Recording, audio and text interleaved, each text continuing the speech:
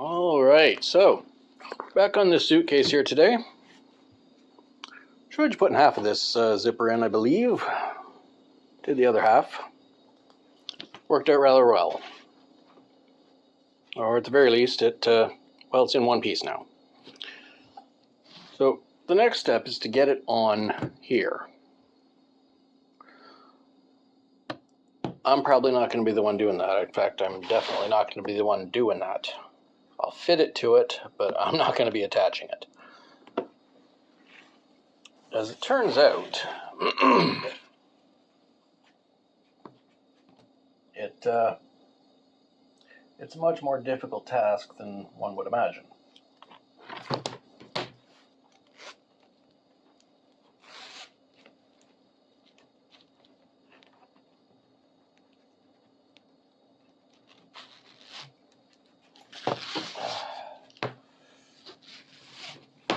This entire assembly was initially sewn onto the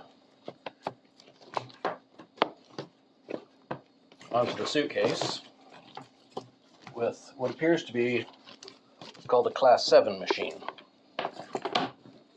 Class 7 machines are, they're purpose-built.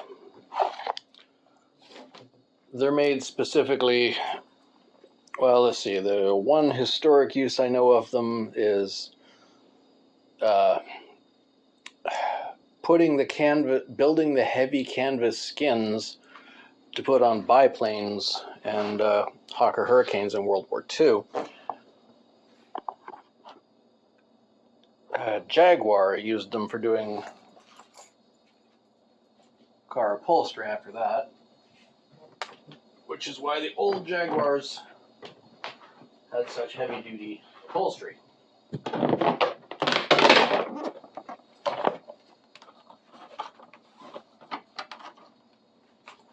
It was done with a heavy-duty machine.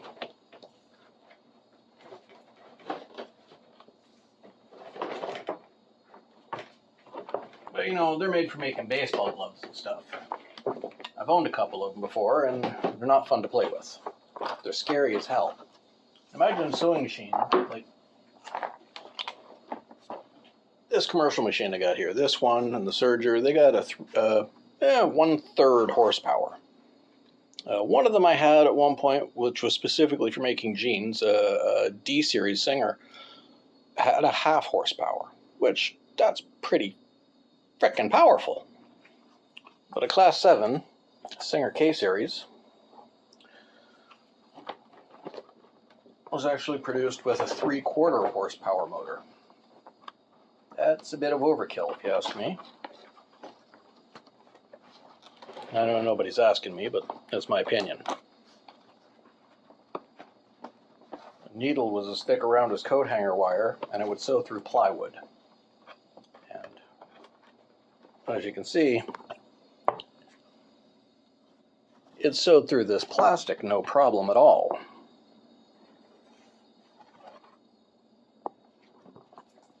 But I ain't got one of those. Nor do I have any machine capable of stitching through this much material. What's likely to happen, what I'm going to suggest, is gluing.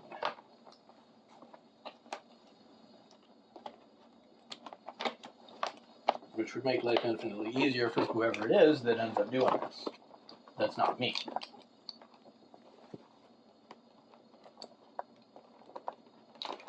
However, as I said, I will put it in place. Give them a good starting point.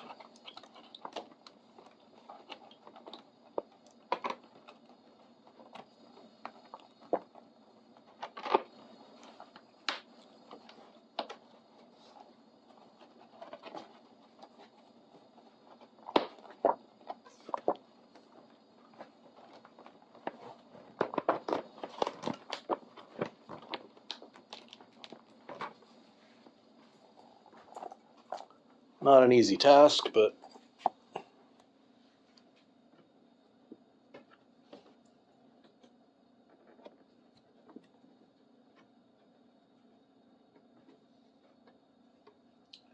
not an easy task at all.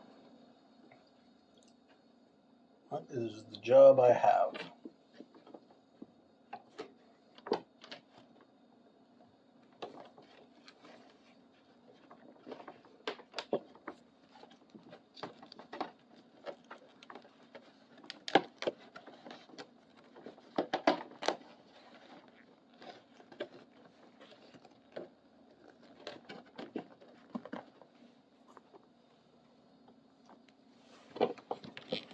If I can at least get it positioned, then I'll know it fits as intended. Everything's going to work out.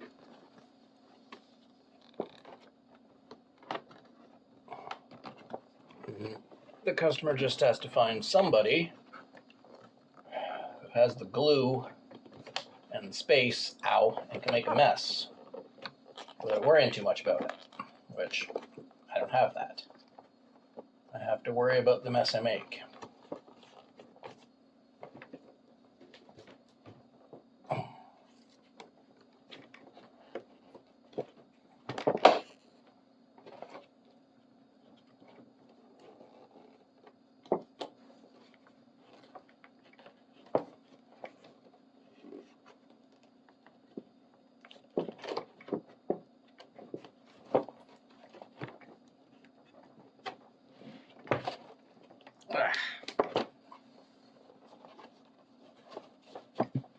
And as you can see,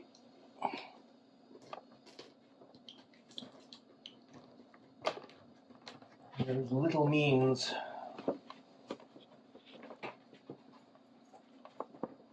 of getting everything in place.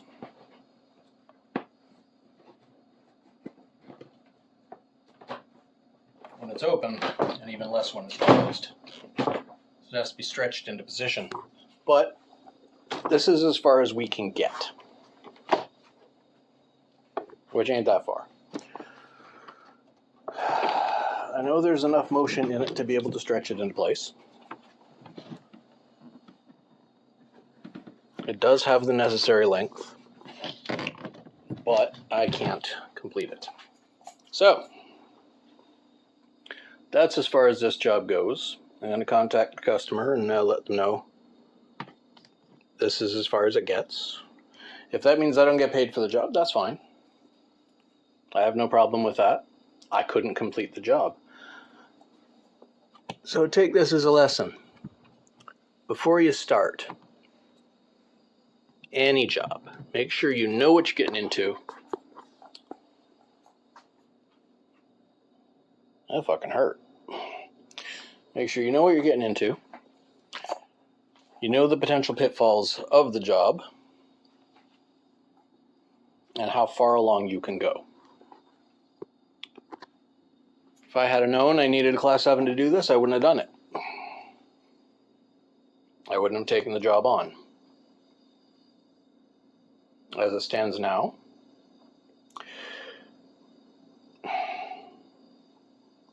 there's not much I can do.